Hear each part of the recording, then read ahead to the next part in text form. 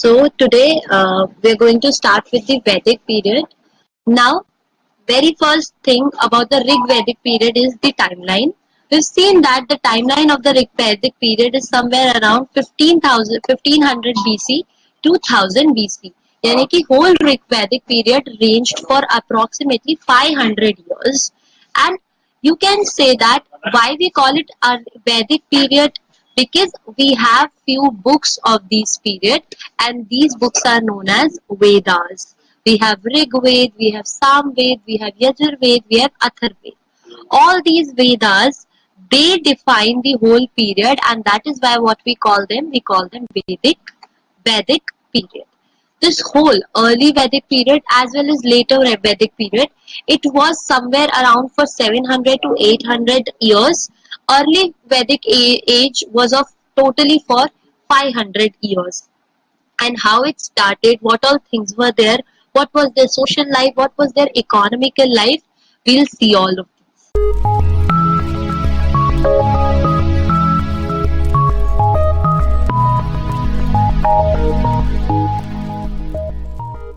Download the SSB SureShot app from Google Play Store to access courses for written exams like NDA, CDS and FCAT. You can also find courses for SSB Personality Development and Spoken English.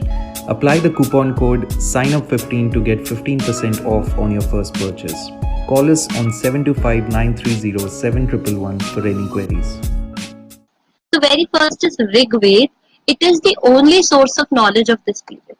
We have books. How do we get to know that after Indus? Because we've excavated a lot of sites, and after excavating we got to know that yes, there were Indus Valley civilization, there were people, there were pottery, there were beads, there were dockyards, there were plot fields. We got to know that by excavation. But how do we know about early Vedic period? How do we know that there was stage after Indus Valley civilization? So this we get to know by the literary source, and this literary source is known as Rig Ved. Now, this Vedic period is the oldest text of the world. In the world, this seems to be the oldest text. Before this, nothing was written. It is the oldest literary source of the whole world. We didn't find any Quran, we didn't find any Bible, like anything, any mythological book. In the Greece also, in Greek, it is said that the Greek people are the oldest people of the world, or they are the first men of the world. But still we are not able to find any text for them. But when we see the history of Indus Valley, like when we see the history of the world from Indian perception, then we get to know that there were Vedas, and these Vedas are the oldest text of the world. This Rig Ved, it actually consists of 1028 hymns, 1028 hymns, which are divided into 10 mandals. Hymns are basically the shlokas, and these shlokas are given into 10 mandals. Like there is 10 separation: one mandal for life, one mandal for death, one mandal for health, one mandal for entertainment. It was related to such, like the whole topics were divided likewise, and under these 10 mandals we had 1028 hymns. Now this Vedic literature is composed totally into the Sanskrit, and that is why we are able to decipher it. That is why we are able to know what this whole Vedic period was all about. जितना भी language source है, we are able to decode it, and we are able to understand what is written into that. It is basically saying that the Vedas, they are the written form, they are in the written form, present in the written form, and these Vedas, they were orally taught to the students. It was not like people used to write them again and again. It was like Vedas were once written, and after then there was a oral formation of teaching them. It was like the teacher used to study, the teacher used to read, and whatever he wanted to preach or whatever he wanted to deliver, he used to deliver it by his mouth. So Vedas were totally in the oral teaching method, and that is why they are called Shruti and Smriti. It means you need to hear them and you need to remember them. This was a question of CSE. I am telling you, these were the notes which I prepared for my IAS examination when I thought I'll give. So this was the question, and from there only I took this point that if there is any GD going on in your SSB and you need to give a good point in your SSB regarding listening power. So you can say that in our Vedas also the teaching method of the Vedas is related to Shruti and Smriti. So that creates a good impact on your GTO. So that is why I added this point.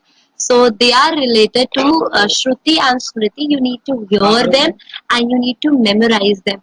There is no part of your hand or pen involved in studying. Earlier, that was the style of studying or teaching the Vedas. And after then, when the invention of script came, then they were written, and then people started studying it in the written form. Now, Aryans, where did Aryans came from? It was a big debate. When this started, when this whole concept of Aryans started, people started debating. They started saying that, oh, from where did the Aryans come? Because earlier, Indus Valley civilization people used to live, they were not, their structure, their physique, their color, it was totally different from the Aryan people. So when they compared, they got to know that they were not originating from the land of IVC. So they must have migrated from some other place to here.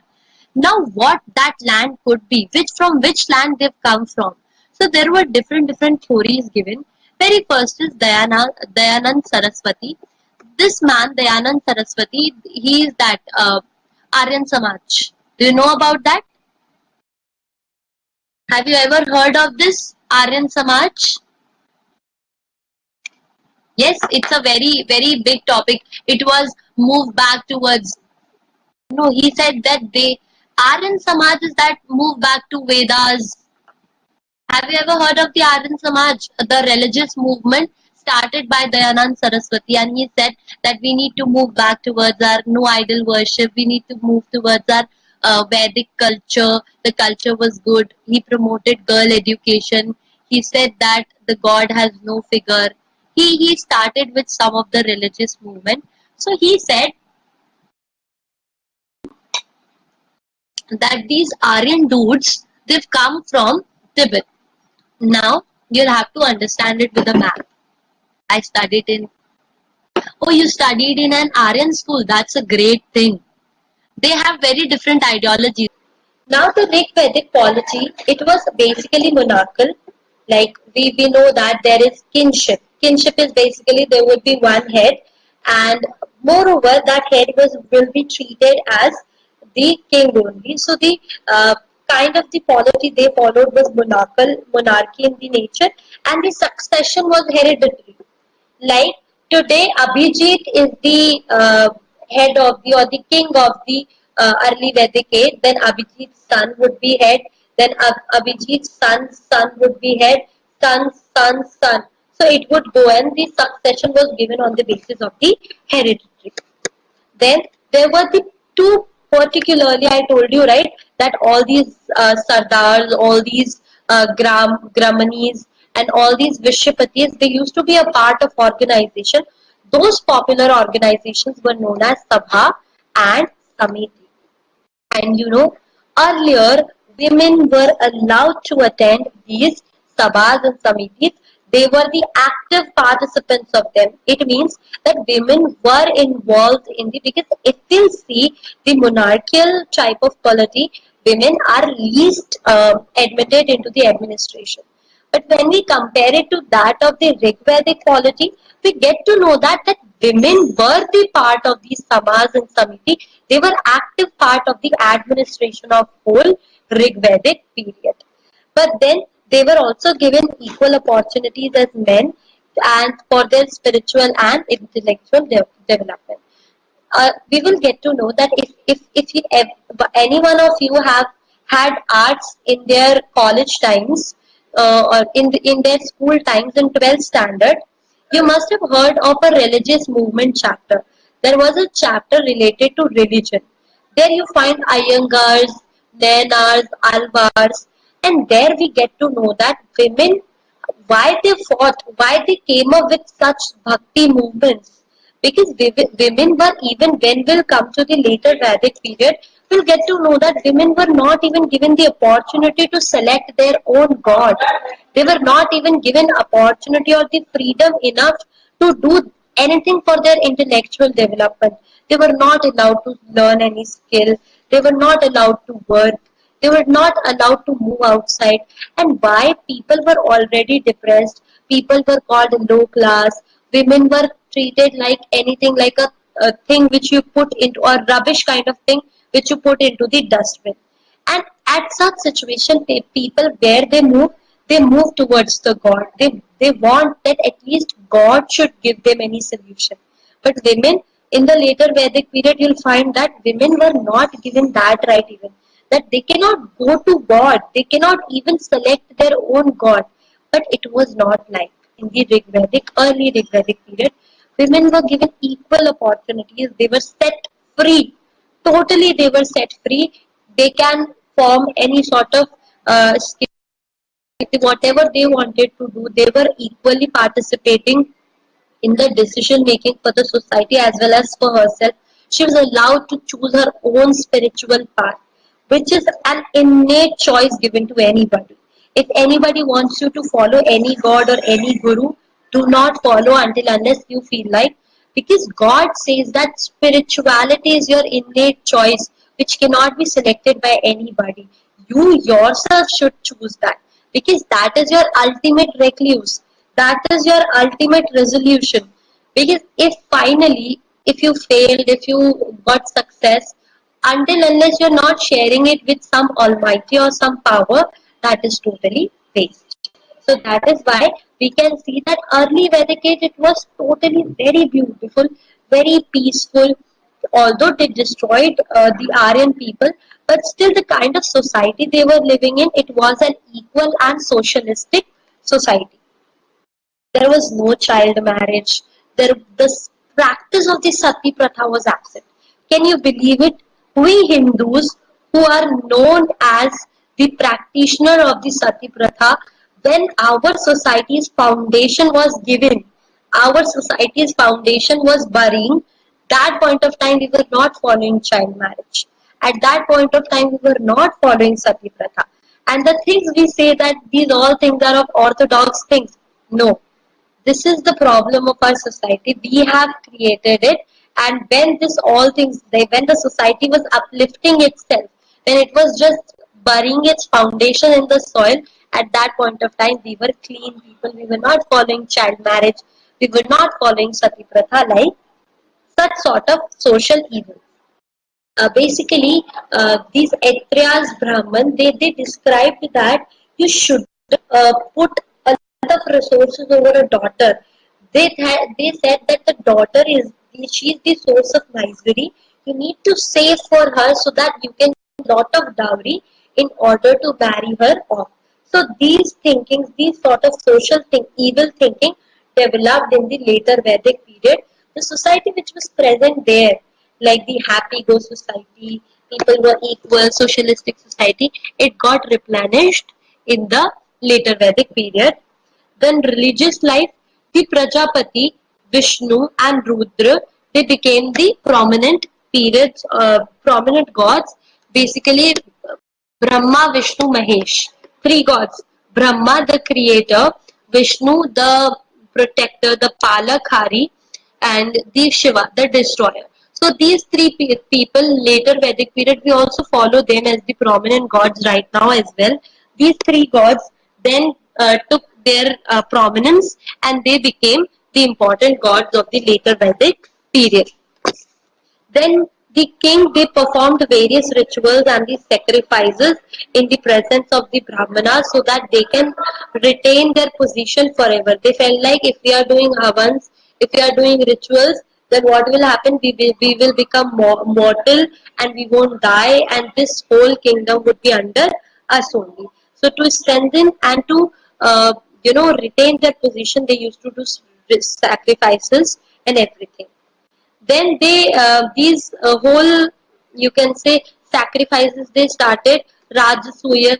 Rajasuya is the starting ceremony whenever you are given the Abhishek, whenever the Taj Abhishek, the crown Abhishek, whenever you are holding the position. So then this Rajasuya Havan was done.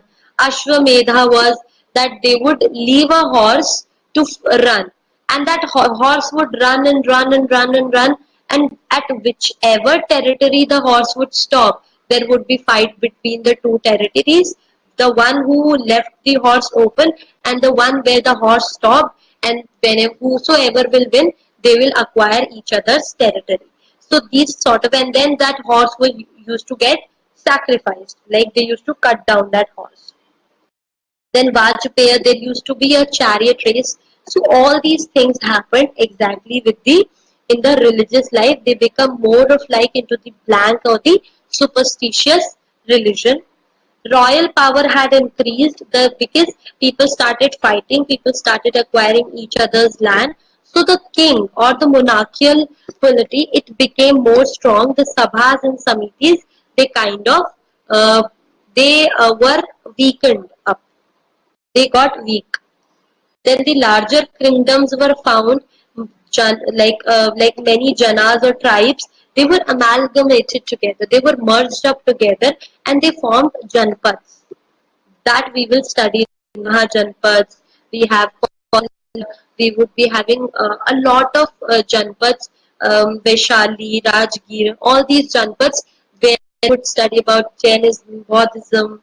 People came from then Guptas, Chalukyas, Mauryas, Shungabhadras, all these people came. So we'll study about that, what Mahajanpads are. So the royal powers, they became too powerful, and then suddenly what happened?